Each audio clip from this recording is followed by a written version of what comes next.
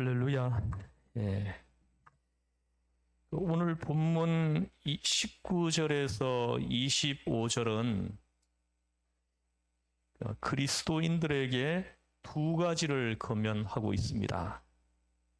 첫째는 성도는 예수 그리스도의 피를 힘입어 성소에 들어갈 담력을 얻게 되었다 하십니다.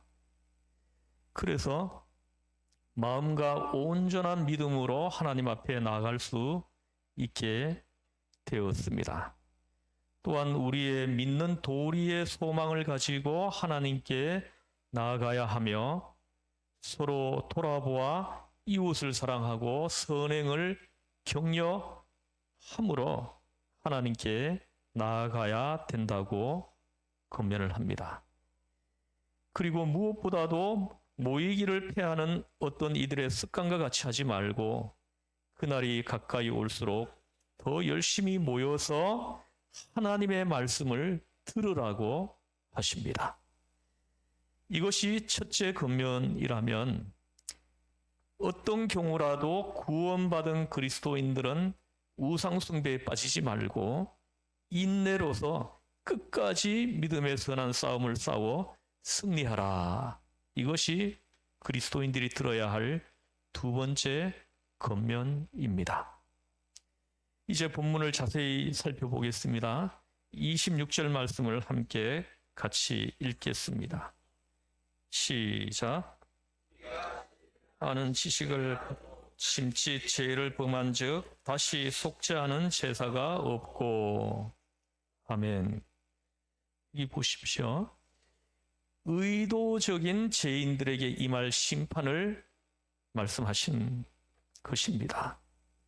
고의적으로 죄를 짓는 사람들에게 임할 심판입니다. 여기서 짐짓 죄를 범한 즉은 고의적으로, 계속적으로, 습관적으로 짓는 죄를 말합니다. 죄를 짓고 싶어서가 아니라 인간의 육체적 연약함 때문에 할 수 없이 죄를 지을 때가 참 많습니다. 여러분도 그렇죠? 믿음이 약해서, 아직 신앙의 기초가 약해서, 판단하는 능력이 부족해서 세상 개념과 성경적 개념이 구분이 안 돼 나도 모르는 사이에 실족하는 수가 있는 것입니다. 로마서 7장 15절입니다. 내가 행하는 것을 내가 알지 못하노니 곧 내가 원하는 것은 행하지 아니하고 도리어 미워하는 것을 행함이라. 아멘. 죄 짓고 싶은 사람은 아무도 없습니다. 그러나 인간은 연약하기 때문에 순간적으로 죄를 짓습니다. 그런데 지금 본문에서는 이런 죄를 짓는 사람을 가리키는 것이 아닙니다. 26절에서 말하는 죄는 하나님 앞에서 잘못된 줄 알면서도 계속해서 의식적으로 짓는 죄를 말하는 것입니다. 교만하고 고집이 있고 어떤 나쁜 목적이 있어서 결과 나쁠 줄 알면서도 포기하지 않고 계속 짓는 죄가 있다는 것입니다. 이런 사람의 마음에는 하나님을 무시하는 마음이 있다는 것입니다. 또 자기 중심적인 교활함이 있습니다. 오늘 이런 죄를 짓는 사람에게 무서운 경고를 합니다. 26절 하반절을 보십시오. 다시 속죄하는 제사가 없고 합니다. 지금까지 히브리서의 주제가 무엇입니까? 예수 그리스도의 피로 인하여 영원하고 완전한 속죄를 이루었다고 하는 것입니다. 그런데 고의로 죄를 계속해서 짓는 사람에게는 속죄가 없다고 선포합니다.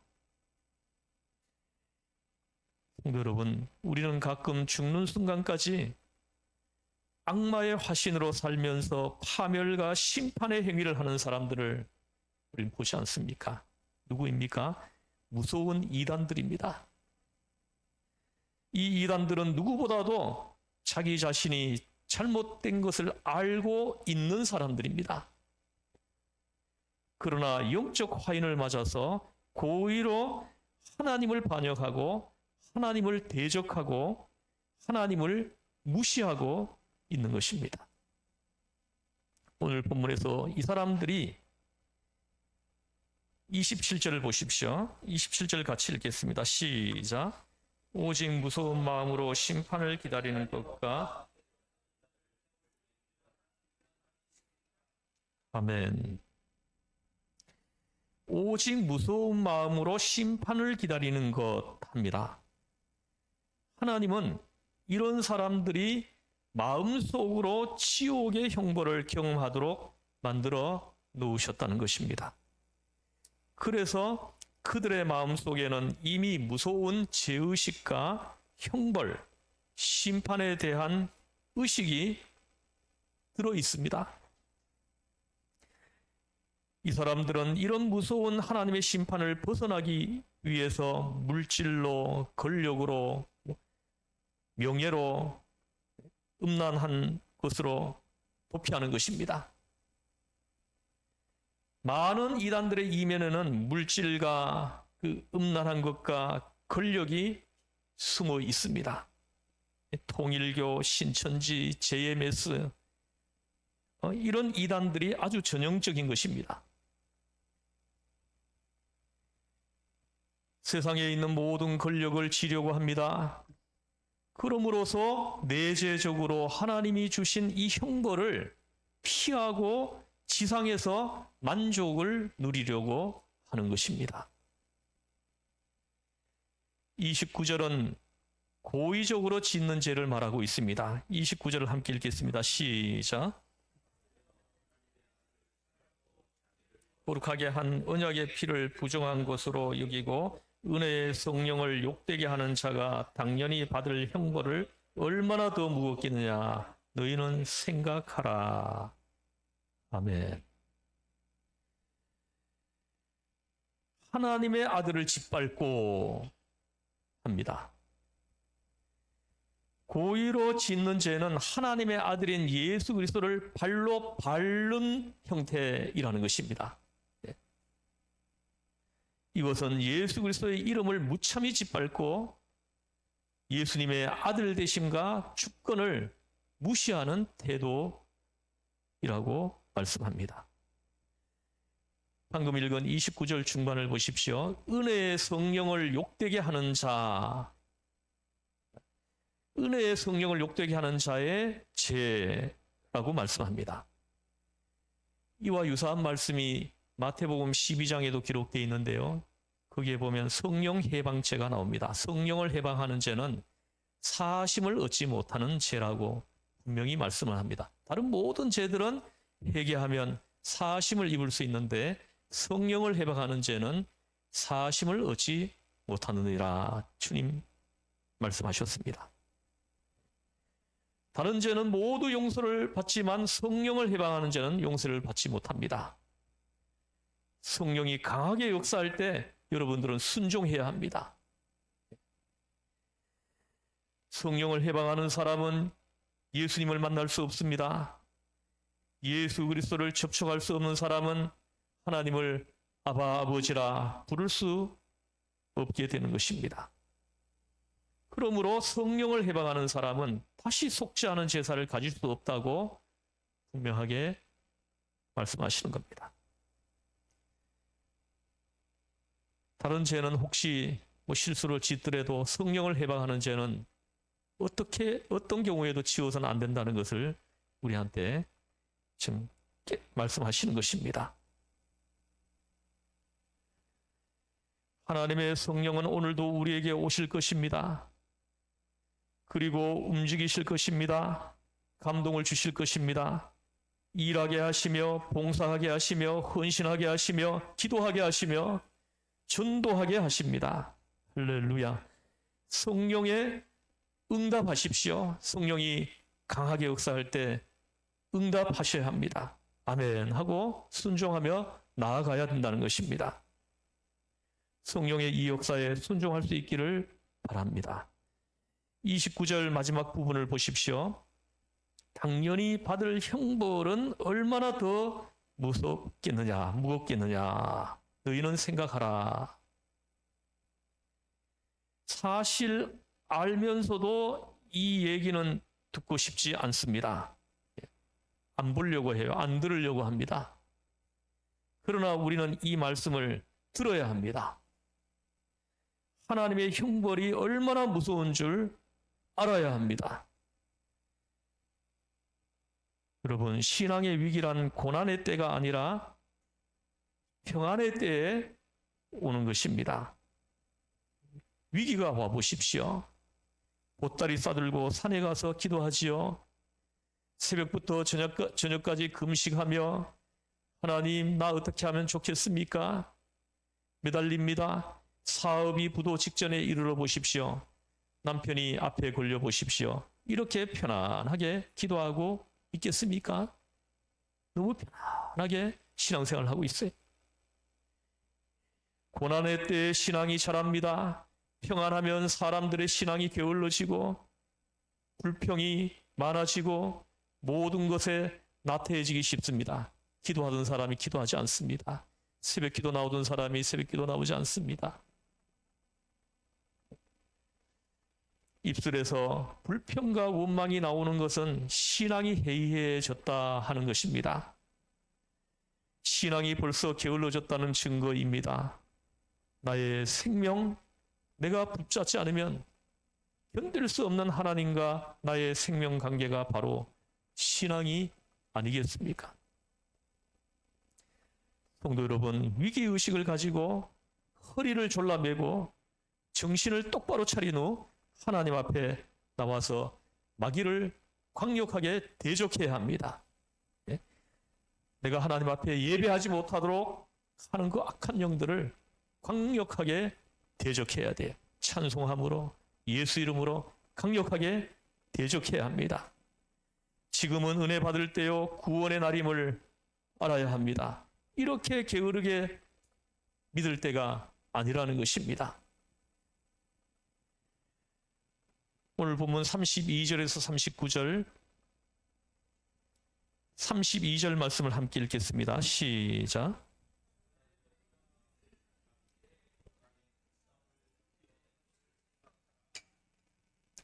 아멘. 전날에 너희가 빛을 받은 후에 고난의 큰 싸움을 견디어 낸 것을 생각하라 하십니다. 무슨 말씀입니까? 이 고난의 큰 싸움을 이긴 성도들이 있다는 것입니다. 예수 그리스도를 처음 믿은 초대 교인들은 평안한 환경에서 믿지 못했습니다. 초대 교인들에게는 너무나 큰 시련과 고통과 죽음의 위기가 따라다녔습니다. 그런데 그 위기를 넘겼기 때문에, 견뎌냈기 때문에 신앙의 능력이 생겨난 것입니다. 지금 여러분은 자신의 믿음으로 세상을 움직일 수 있습니까? 여러분의 믿음으로 세상을 바꾸고 있습니까? 지금 믿고 있는 신앙의 형태로 세상을 깜짝 놀라게 할 수 있습니까? 자기 신앙 가지고 자기도 안 놀랍니다. 그런 신앙이 어떻게 다른 사람에게 감동을 주고 영향을 주며 어떻게 마귀를 대적하여 쫓아낼 수가 있겠습니까? 초대 교인들은 어떻게 시련을 받았습니까? 우리 뒤에 11장 35절에서 38절까지를 보겠습니다. 히브리서 11장 35절에서 38절 한번 함께 찬찬히 내용을 생각하면서 읽겠습니다. 시작.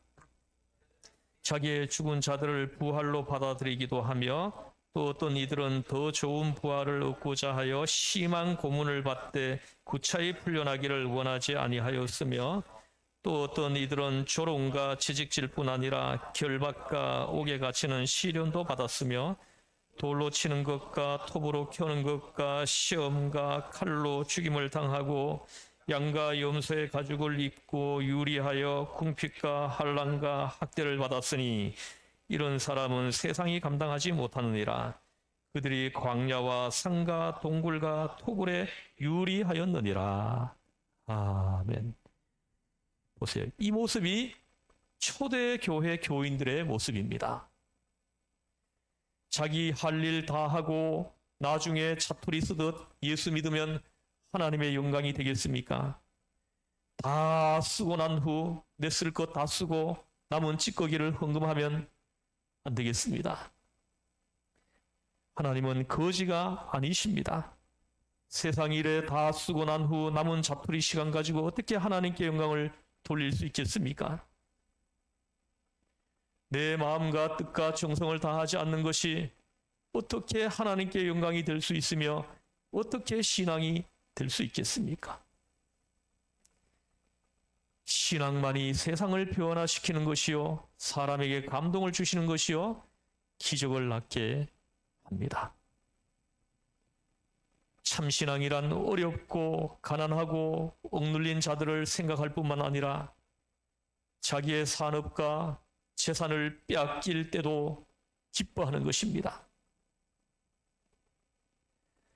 어떻게 이 사람들이 자기 재산을 손해보고 산업이 무너질 때 기뻐할 수 있겠습니까? 그 사람에게는 무엇이 있습니까? 더 낫고 영구한 소유가 있기 때문입니다. 34절을 보십시오. 오늘 본문 같이 한번 읽어보겠습니다. 오늘 10장 34절 시작. 너희가 갇힌 자를 동정하고 너희 소유를 빼앗기는 것도 기쁘게 당한 것은 더 낫고 영구한 소유가 있는 줄 알미라. 아멘. 예. 더 낫고 영구한 소유가 있는 줄 알미라. 아멘. 보십시오. 더 낫고 영구한 소유가 있기 때문에 재산을 다 빼앗겨도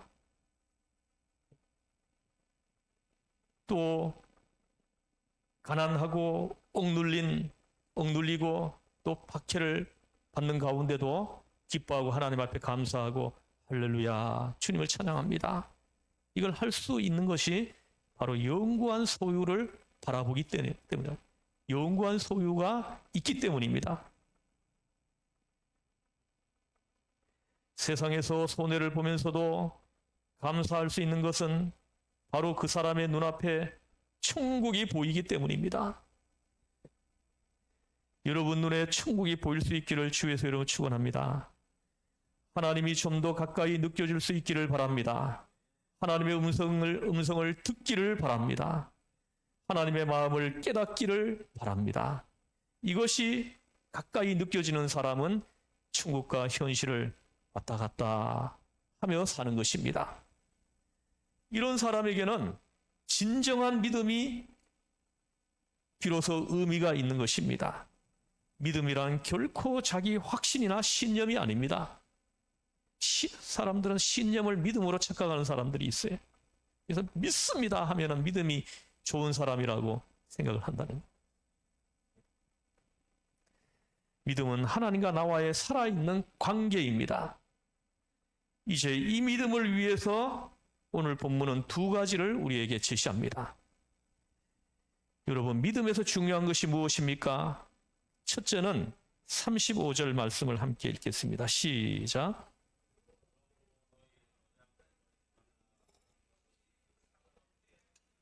아멘. 보십시오.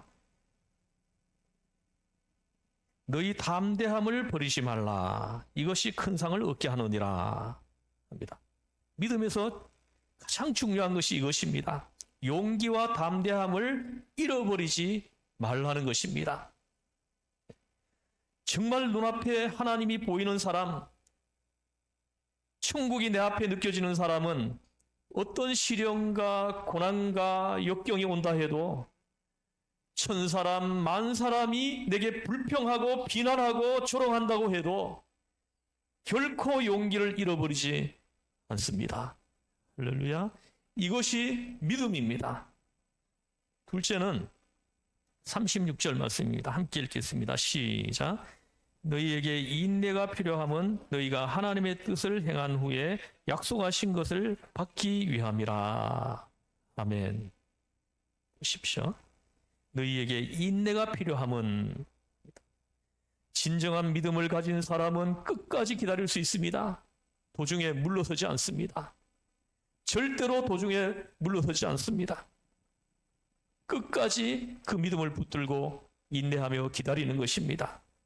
도중에 포기하는 것은 믿음이 없기 때문입니다. 그가 믿음의 소망을 갖지 않았기 때문입니다.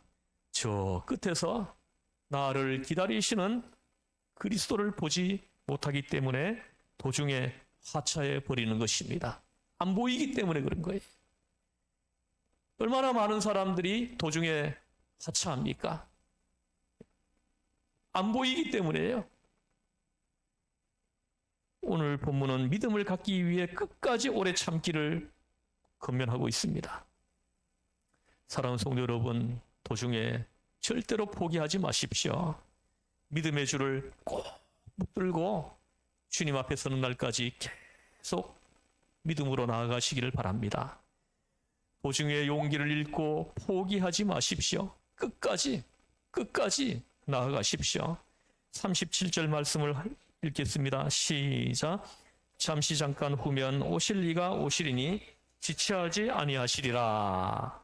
할렐루야. 예. 이 말씀은 우리가 용기를 가지고 끝까지 인내할 이유를 보여주고 있는 것입니다. 마라나타, 마라나타, 주 예수여 오시옵소서. 오늘 낮에 오실지 저녁에 오실지 아무도 모릅니다. 그 생각을 하면 가슴이 뜁니다. 우리 주님은 언제 오실지 모릅니다. 그렇기 때문에 용기를 잃지 말아야 하며, 그렇기 때문에 끝까지 기다려야 합니다. 담대함, 이 담대함을 잃어버리지 말아야 한다는 것입니다. 끝까지 예수 믿음 붙들고 가야 한다는 것입니다. 지금까지 말씀한 것을 한마디로 정리를 하면 38절, 39절 말씀입니다. 38절, 39절 말씀을 함께 읽겠습니다. 시작. 믿음으로 말미암아 살리라. 또한 뒤로 물러가면 내 마음이 그를 기뻐하지 아니하리라 하셨느니라. 우리는 뒤로 물러가 멸망할 자가 아니요 오직 영혼을 구원함에 이르는 믿음을 가진 자니라. 아멘. 오직 나의 의인은 무엇으로 살리라고 말씀하십니까? 믿음으로 말미암아 살리라. 할렐루야. 우리는 믿음으로 사는 것입니다. 이것이 신앙인의 모습입니다. 의인은 믿음으로 사는 것입니다. 믿음을 가지고 나아가는 자는 하나님이 기뻐하시지만 믿음을 포기하고 도중에 뒤로 물러서는 사람은 기뻐하지 않는다고 분명하게 말씀합니다. 우리는 절대로 뒤로 물러서서는 안 되는 것입니다. 우리는 뒤로 물러설 수 없는 사람들입니다. 왜냐하면 주님이 계시잖아요. 내 죄를 대속하시기 위해 십자가에 못 박혀 그 피를 흘리시고 몸을 찢으시고 내 죄를 대속하시기 위해서 십자가에서 죽으신 예수님이 계시잖아요. 그 흘리신 피로 우리가 대속을 받았고 속죄함을 받았고 구원에 이르게 되었고 하나님의 자녀가 되지 않았습니까? 그 엄청난 사랑을, 구원의 은혜를 베풀어 주신 주님이 있지 않습니까? 우리는 뒤로 물러가 멸망에 빠질 사람들이 아니요 완전한 구원함에 이르는 믿음을 가진 사람들이다 하고 말씀합니다. 하나님은 우리를 축복하시기 원하시고 우리가 믿음의 삶을 살기를 원하신다 하십니다. 이제 기도하겠습니다. 하나님 아버지, 우리는 결단코 뒤로 물러설 수 없는 사람들입니다. 우리가 어떻게 제사함받고 구원받고 하나님의 자녀가 되었습니까? 하나님은 그 독생자를 보내셔서 그 아들을 십자가에 매달아 옆구리에 창에 찔리게 하고 몸이 두 손과 두 발에 대못에 박혀 찢어지고 그 흘리신 그 피로 말미암아 우리가 속죄함을 받고 구원을 받고 하나님의 자녀가 되지 않았습니까? 이 놀라운 은혜를 받은 우리가 그 믿음을 붙들고 사는 우리가 어떻게 뒤로 물러설 수 있겠습니까? 저 앞에 있는 천국을 바라보며 저 앞에 있는 예수 그리스도를 바라보며 끝까지 인내하며 나아가는 우리 모두가 되게 하여 주옵소서. 우리를 죄에서 구원하신 예수님의 이름으로 기도드리옵나이다. 아멘.